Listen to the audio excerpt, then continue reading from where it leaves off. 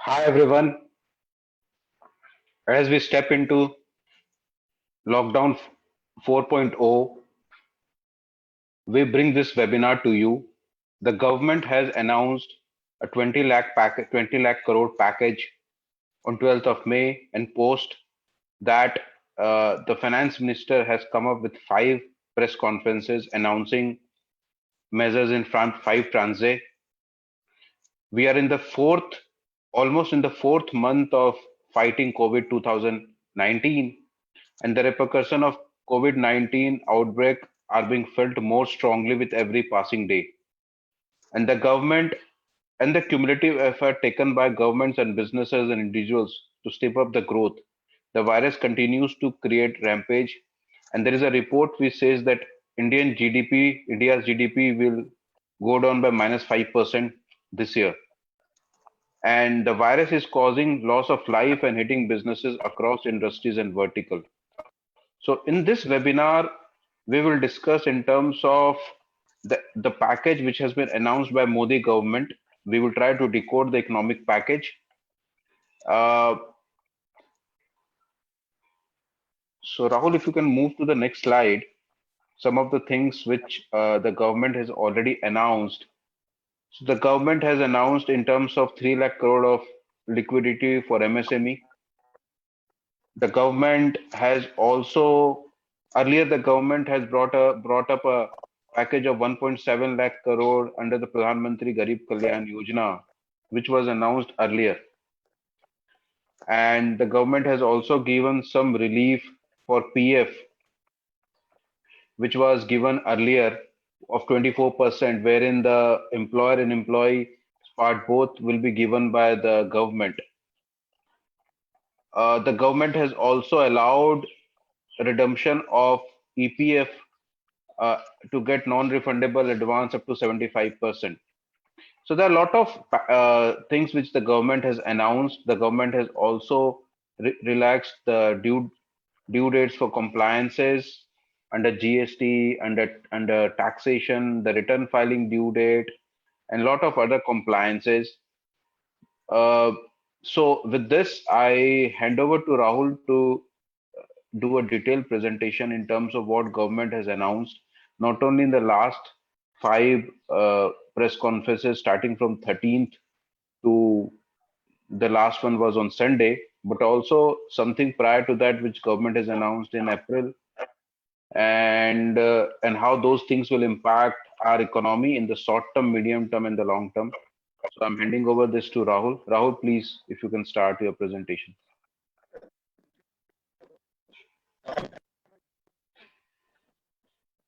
Your voice is not clear out.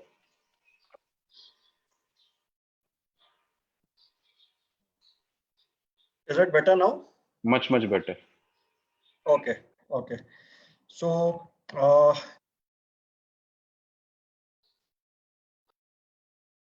yeah, we'll go through the slides. So, as you rightly said, there are five parts to the overall package which has been announced. But what is your view in general, Alok? Is this actually a package, or should we call it a mix of reforms and packages and announcements which have been made with a medium to long term objective?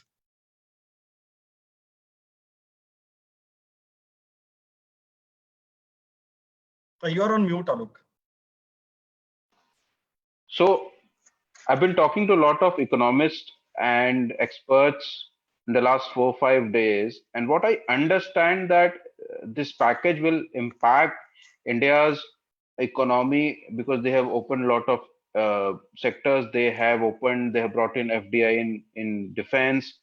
They have they're trying to bring in structural reform in agriculture by allocating 1 lakh crore. So from a medium to long term, this will have massive impact and this will bring a lot of positivity. We already see Apple announcing that a part of manufacturing will move to India. There are a lot of footwear companies. There are a lot of other sector companies which want to move to India. But on a short term, at this point of time, the biggest challenge for India or for businesses is liquidity, cash crunch, wherein for most of the businesses, the sale has dropped to 70 to 100%. If you're and you continue to have most of your fixed expenses, employee costs.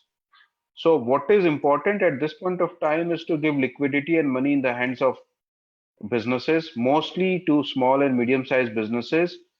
That 3 lakh crore of SME credit which the government announced seems to be very good, but I think that is only for SMEs and MSMEs which already have running loan.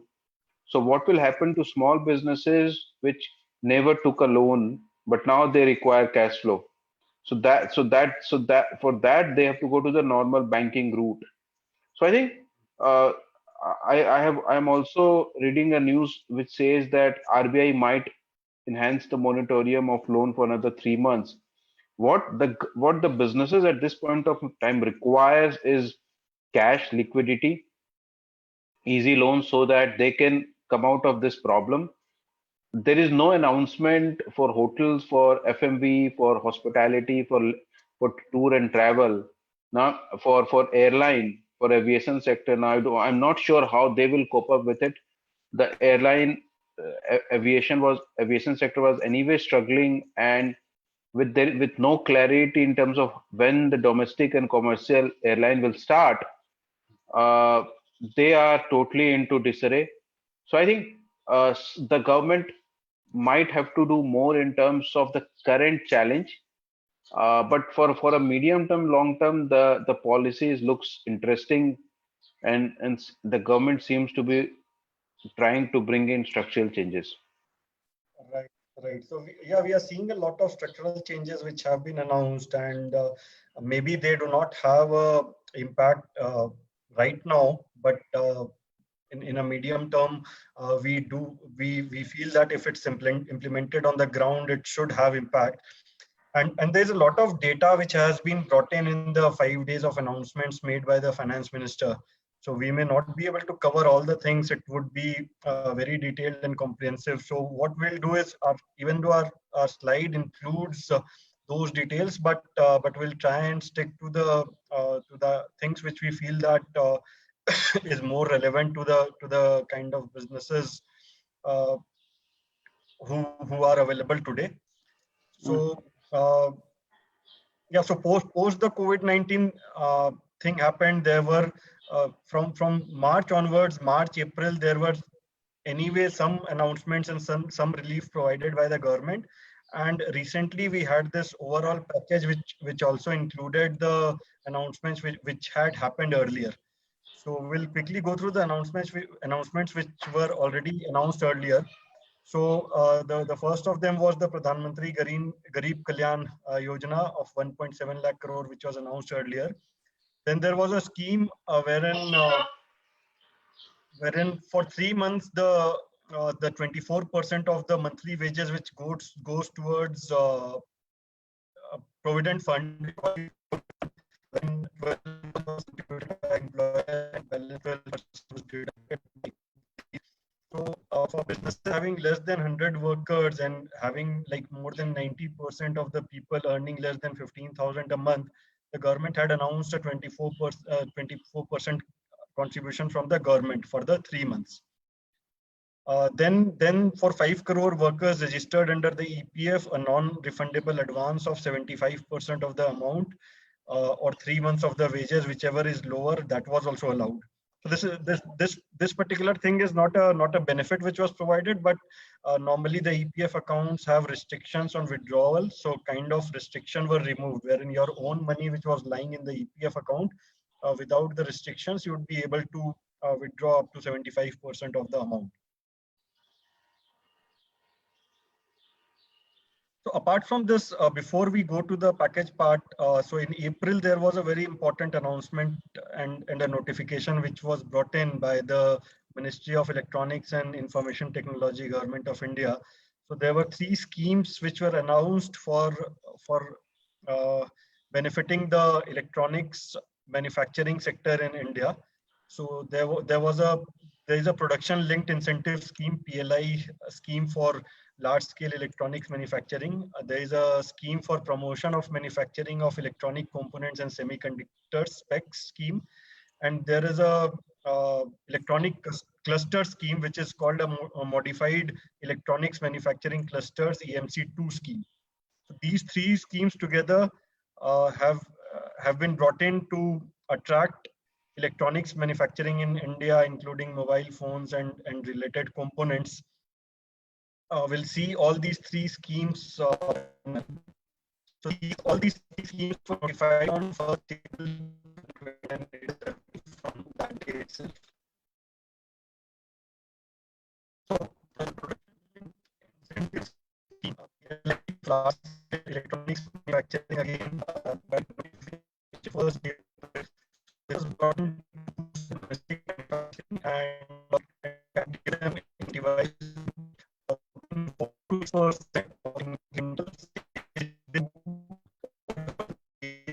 and kind of is a direct saving, cost saving for them, wherein 4 to 6% cost Rahul, advantage. your voice breaks in between. I think you can switch off the video for the time being. Okay, okay. I think Yeah. internet is unstable. Is it better now? Much better, yes.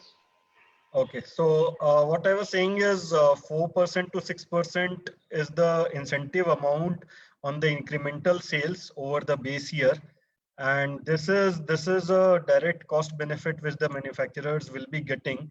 So this scheme, this incentive scheme has been brought in to give them a cost advantage over other manufacturing countries, so that Indian manufacturers can have a cost advantage over others and can compete in the global market.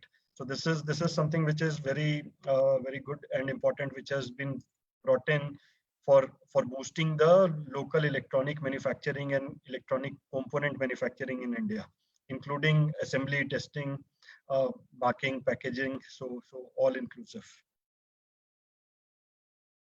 The second scheme, again related to the electronic manufacturing, is the SPECS scheme, wherein it is for promotion of electronic components and semiconductors specifically.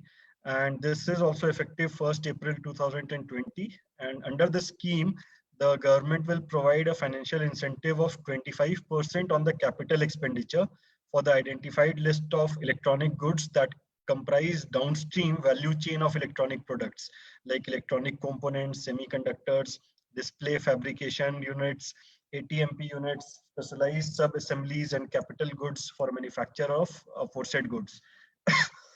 Sorry, and this also includes expenses made on research and development. So a financial incentive of 25% on the capital expenditure is something which is provided under this particular scheme. The scheme is open for applications initially for 3 years from the date of notification. So notification came on 1st April 2020. So till 31st March 2023, this is available. And incentive can be availed for investment made within 5 years from the date of acknowledgement of the application made by the person who is making the application. So this is the second scheme under the development of electronic manufacturing in India. And the third part of it is towards creation of electronics manufacturing clusters, and it is called EMC2 scheme. And this scheme has also been notified as on 1st April 2020. And this scheme is to create a cluster, create ecosystem for electronic manufacturing, and so that domestic and international market, the complete supply chain can be strengthened and become more responsive, so that the overall ecosystem for the electronics manufacturing can be created in India. So this scheme provides financial assistance for setting up of both cluster projects and common facility centers across the country. And again, this scheme is open for application for a period of 3 years, and further period of 5 years is available for disbursement of funds to the approved projects. So these are the three schemes which have been brought in. This was not discussed in detail during the announcement made by the finance minister, but it was under discussion in February, March, and it came out and was notified in April. So another update which we wanted to share was that as on 29th of March, post the COVID-19 situation and lockdown started, the Ministry of Home Affairs, they came up with a guideline that no punitive action. Ministry of Home Affairs came up with a guideline that there will be so all the private sector companies and employers, they were not allowed to lay off employees and even bring down their salaries, and that was challenged by various people in the Supreme Court of India. And Supreme Court of India recently came up with a stay order and has said that no punitive action will be taken against companies for a period of 1 week, because the Supreme Court had provided the Ministry of Home Affairs with 1 week of time to come up with its response. So this is a litigation which is going on against the Ministry of Home Affairs guidelines regarding salary cut. So I thought we'll share the update. Apart from this, there are various land and labor reforms which have been taken up by several state governments. So labor laws, some are state specific and some are related to central government, and some are jointly governed by the state and the central governments. So states like Uttar Pradesh, Madhya Pradesh, Gujarat, Rajasthan, Punjab, and Odisha, they have come up with certain labor reforms. The boldest among them is the UP government, wherein they have kind of suspended all the major applicable labor laws for a period of 3 years to attract foreign investments into the state of Uttar Pradesh. Similarly, other states, they have also brought in certain relaxations and given relaxations in various applicable labor laws as per the state laws. However, to make it fully effective, they need the approval of the central government and assent of the president. So this has to be still awaited, that how exactly the changes are implemented on the ground and till what extent it gets the assent of the central government and the president. Similarly, some land reforms are also on card, wherein at least one state, Karnataka, has carried out a land reform. They have taken a land reform measures, and they have allowed new industries to purchase land directly from the farmers instead of routing it through the government agencies. So that can, till some extent, fast track the land acquisition process for the industries, wherein based on the demand and supply, the industries can directly coordinate with the farmers, negotiate with the farmers, and acquire the land for their respective projects.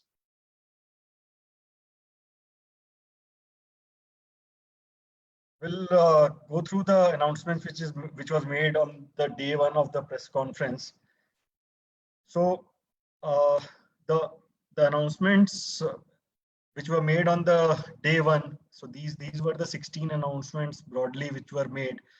So 3 lakh crore collateral free automatic loans for businesses including MSMEs was declared. 20,000 crore subordinate debt for MSMEs. This was for stressed entities whose accounts were NPAs with the bank. Then there was a 50,000 crore equity infusion through MSME funds of funds. It was a scheme for MSMEs getting equity infusion from government and government controlled entities and funds. Then they changed the definition of MSME.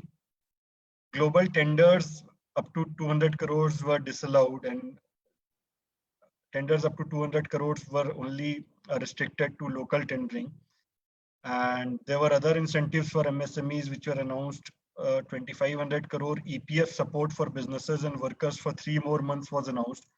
So we discussed earlier that for 3 months the government agreed to pay 24% of the EPF. So earlier it was for 3 months, March, April, and May, and now they have extended it for further 3 months. And further, the EPF contribution for businesses and workers, they have also been reduced by 3 months to 10% instead of 12%. A 45,000 crore partial credit guarantee scheme for NBFCs for ensuring liquidity for the NBFCs have been announced. A 90,000 crore liquidity injection for power distribution companies have been announced. certain relief to contractors who have taken up government and infrastructure projects have been announced, wherein relaxation of the due dates have been given to them. Under the RERA, the real estate projects have also been given certain extension, wherein up to 6 months they can extend the deadline because of the lockdown situation, and also they can they can invoke force measure and not be penalized for the delays, if any. Then there was a 50,000 crore liquidity created through a reduction in the TDS and TCS rate, wherein a 25% flat reduction in the TDS and TCS rates were announced. So a 10% TDS rate with effect from 14th May 2020 uh, up to 31st March 2021 will be uh, at the reduced 7.5%. So all the rates, whatever is the applicable rate. So for instance, 10% was for professional fee, 2% was for payment to contractors. So all these rates are reduced by 25%, and the reduced rate will be applicable till 31st March 2021, starting from 14th May 2020. There were certain other direct tax measures also which were announced. So in this, we'll take up certain aspects which are very important and relevant. So one of them is the definition of the MSME, then the 3 lakh crore collateral free automatic loans given to the business, that scheme will discuss, and few direct tax measures will discuss. So we'll see that what changes have been done in the definition of MSME. So MSMEs are divided into 3 categories. They are micro, small, and medium, wherein the benefits are maximum for micro industries, then for small, and then for medium industries. But all the industries and entities which are registered under the MSME, they get certain benefits. We'll look into the benefits in the later slides. So earlier, for the MSME registration was subcategorized into 2 parts. So there were different rules for manufacturing enterprises and service enterprises. So for micro, there was an investment limit of less than 25 lakhs for manufacturing enterprise, which has now been increased to less than 1 crore. And so earlier there was a different category of manufacturing and service enterprises, and they had different limits. But now they have removed this bifurcation, and there is a common limit for both manufacturing and service enterprises.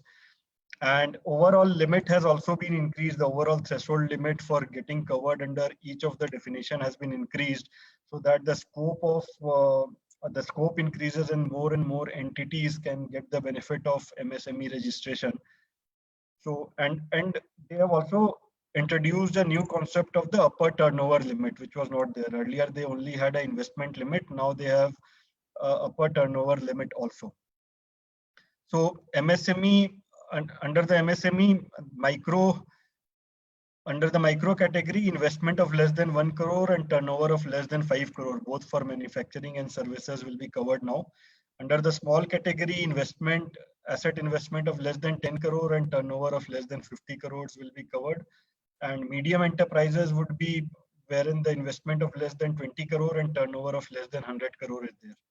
This is a significantly higher limit as compared to what was there in the existing. We can see the chart above, wherein existing for manufacturing concerns, micro was less than 25 lakh, which is now 1 crore.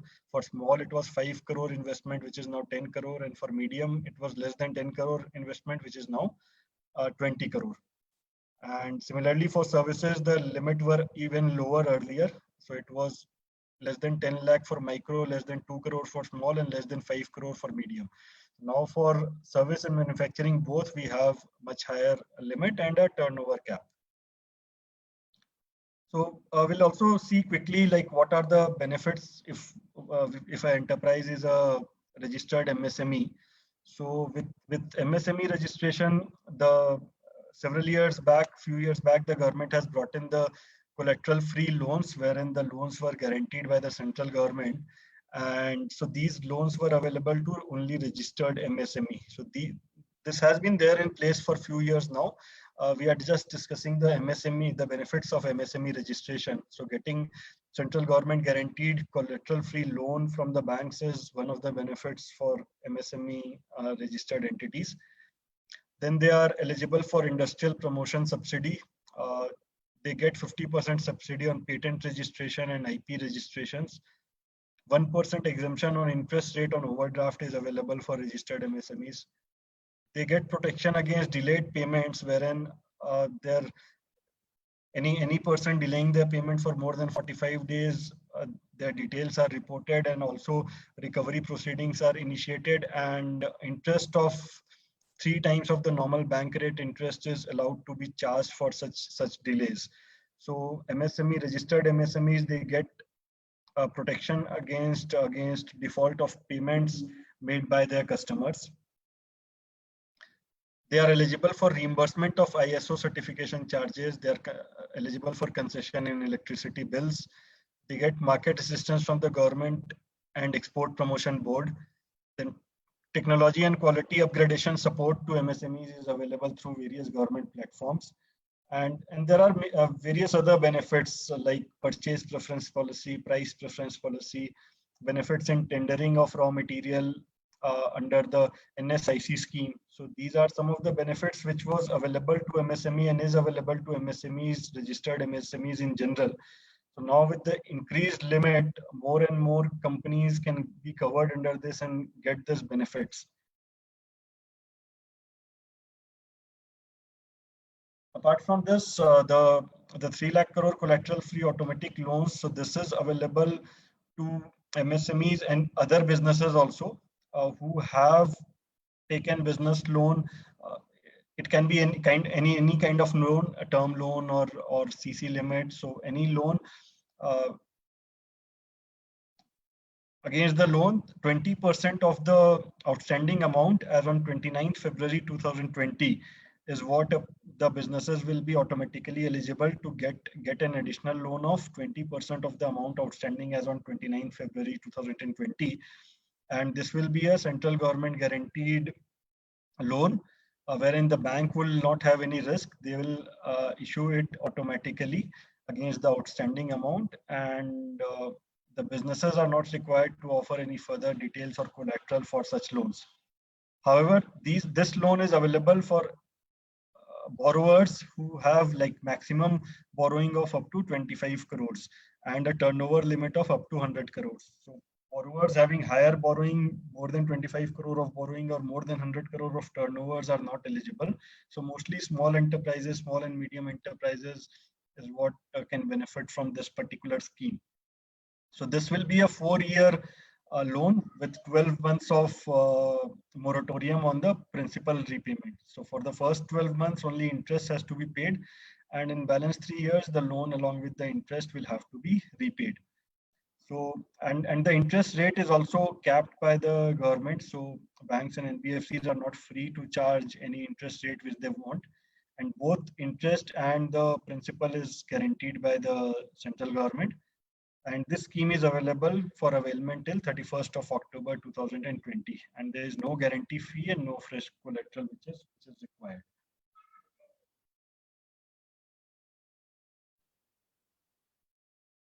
There is the EPF support we discussed earlier, so it's the same. We'll move through this. EPF contribution has been reduced from 12 to 10%. Then liquidity through the reduced TDS rate. This also we discussed in detail, wherein 25% rebate is allowed on TDS deduction rates so that more liquidity can be there for the businesses. There are other measures under the income tax laws wherein the pending refunds will be processed on priority. The due date for income tax return filing for 1920 financial year has been extended till 30th of November 2020. Even the audit dates have been extended by 1 month. Now we'll go to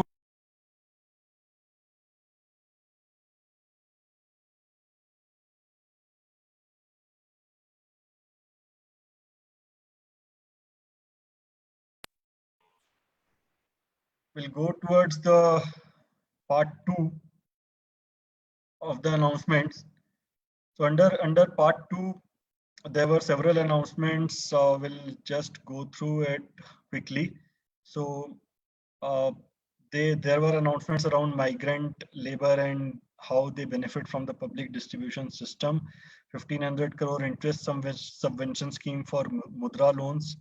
5,000 crore special credit facility for street vendors.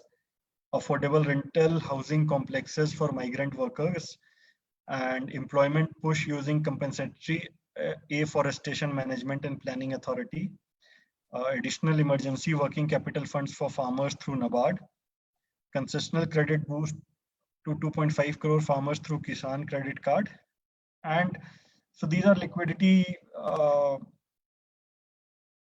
boosting offers for farmers and street vendors under the housing sector, and for the middle income group also through the incentive scheme. Subsidized loan will be disbursed for worth around 70,000 crore. This is a boost to the housing sector which the government is providing. And there were certain announcements in part 3. So this part 3 was mostly related to farm infrastructure, wherein 1 lakh crore infrastructure development for the farm products and various intermediaries was provided. So also during the along with the farm related infrastructure boost, the government brought in certain structural changes in the way farm produce are purchased. They kind of allowed contract farming, wherein there can be contractors who can have farmers do the production for them at a predetermined price, which can kind of guarantee a minimum price for the farmers and have a extended market for them. So we'll go through these very quickly. There was an amendment in the Essential Commodities Act so that the processors, the farm processors, the warehouse, the cold storages, these entities, they will be exempt from the upper limit of stock of food products. So apart from certain scarcities or certain emergency situations, they will be exempt from this. So this is to again enable them to make more purchases and keep stock for exports.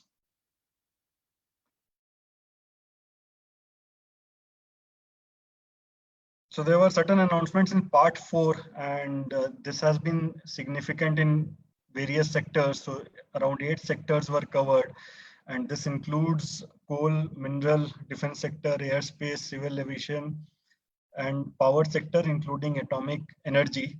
So in these announcements, the major one was partly privatizing the coal sector, wherein certain blocks were available for private parties to do the extraction and under a profit sharing arrangement with the government and the government related public sector units.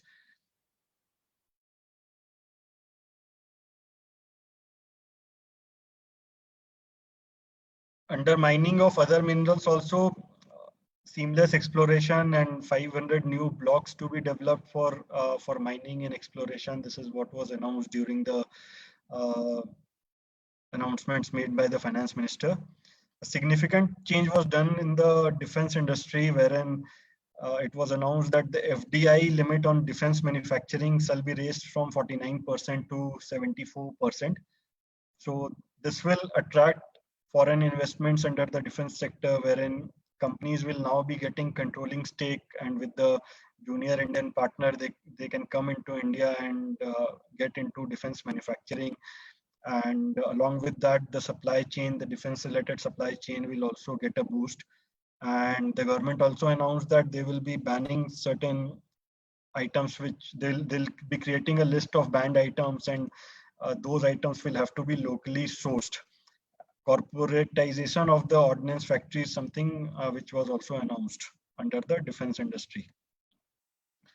Again, in the civil aviation sector, also under the PPP model, new airports were announced.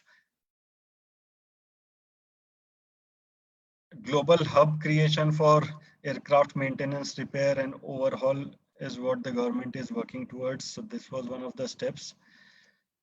Under the power distribution companies, also there were several announcements which were made, which were mostly relating to partly privatization of the power distribution sector, and especially in the union territories is what the government is looking to start quickly.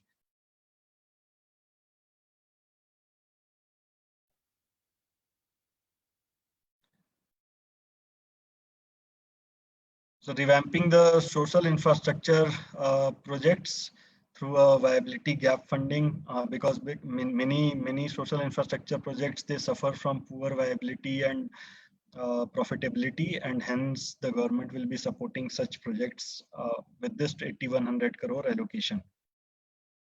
Space activities, private participation is what the government has allowed, and also allowed ISRO facilities to be used by the approved private sector players. Similarly, in the atomic energy sector, the government also introduced the concept of PPP mode, wherein private sector can become a part of it and work towards the technology and development of the atomic energy related sectors and centers. Then there were certain announcements which were made under the part 5. So it was towards technology driven systems, and government and state government, central and state government promoting state level reforms. This is what the government is trying to encourage the state government with ranking of the states and promoting their state level reforms to attract more businesses and industries into the country and into their respective states. Some allocation has been made for Manrega related jobs, so to take care of the migrant workers who have moved to their respective states and villages. Health sector reforms were announced, and there were other announcements which were made during this. Significant among them was reforming the governance for ease of doing business. Under this, the government is working on next phase of ease of doing business reforms, and it was announced. Easy registration of property, fast disposal of commercial disputes, and simpler tax regime is what the government is targeting to achieve. Companies will be permitted to directly list their securities in permissible foreign jurisdictions. Private companies which list non-convertible debentures on stock exchanges will not be regarded as listed companies. So they will be having lesser compliances, even though they are able to raise money from non-convertible debentures. List of strategic sectors requiring the presence of public sector enterprises in public interest to be notified. There were several changes in the Companies Act, which was announced, and decriminalization of various provisions wherein the criminal liability will be removed through various notification. This includes shortcoming in holding AGM, EGM board meetings, and CSR related compliances and reporting. And compoundable offenses have also been, number of compoundable offenses have also been reduced considerably. That will lead to reduced penalties on the companies.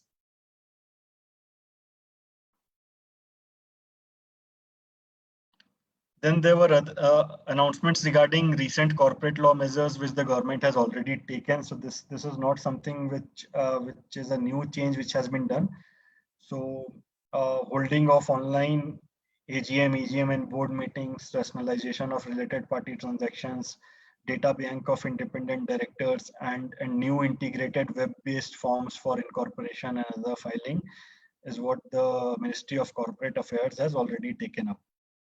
under the insolvency and bankruptcy code also, earlier there was a limit of 1 lakh rupee for initiating insolvency against liabilities unpaid. So that limit has been increased to 1 crore rupee, so that for very small liability, Insolvency Act is not attracted and companies are not brought into NCLT under the insolvency code.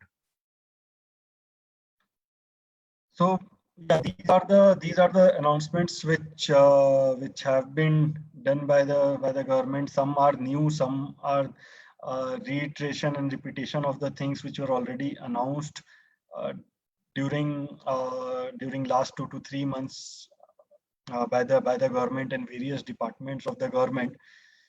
So again, as we were discussing in the beginning, like some of them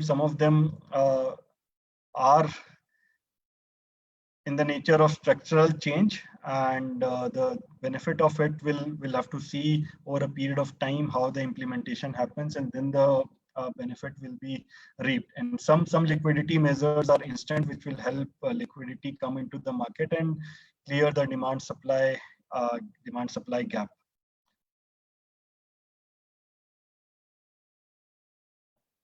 Alok, you would like to add your views, and do we have any questions coming up from any of our attendees?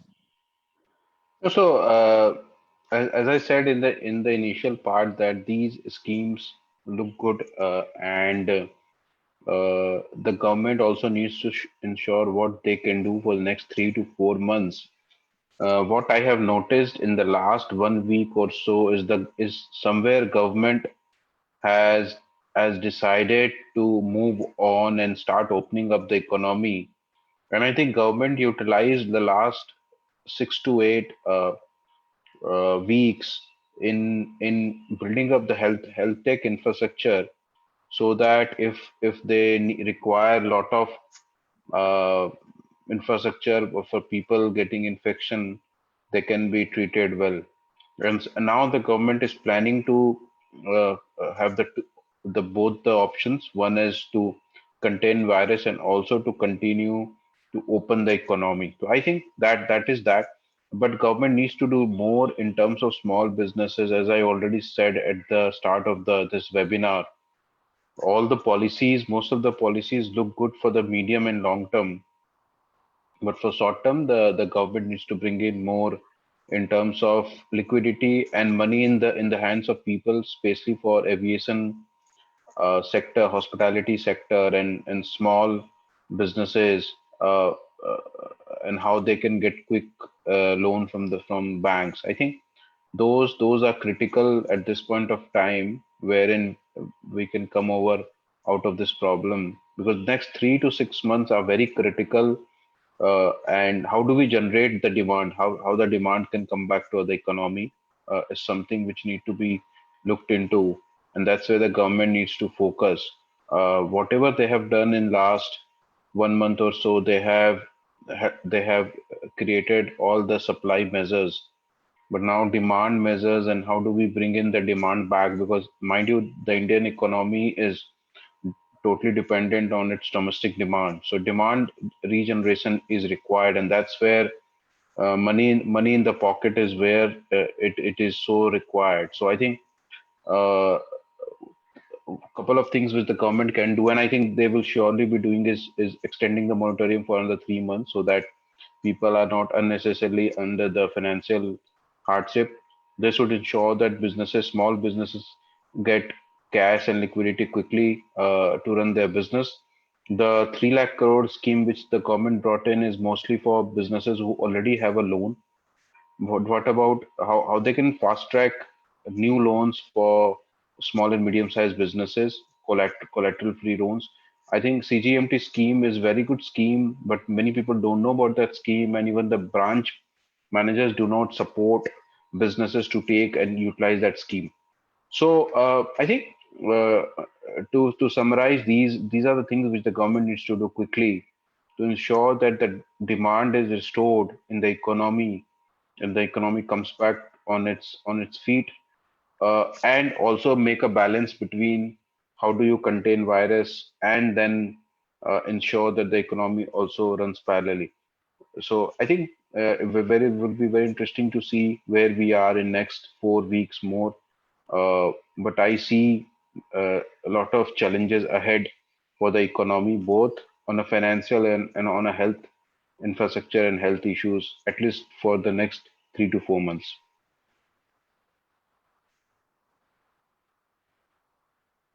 Fine, Alok. So I think so that's it for our today's webinar. So Thank you everyone for joining in.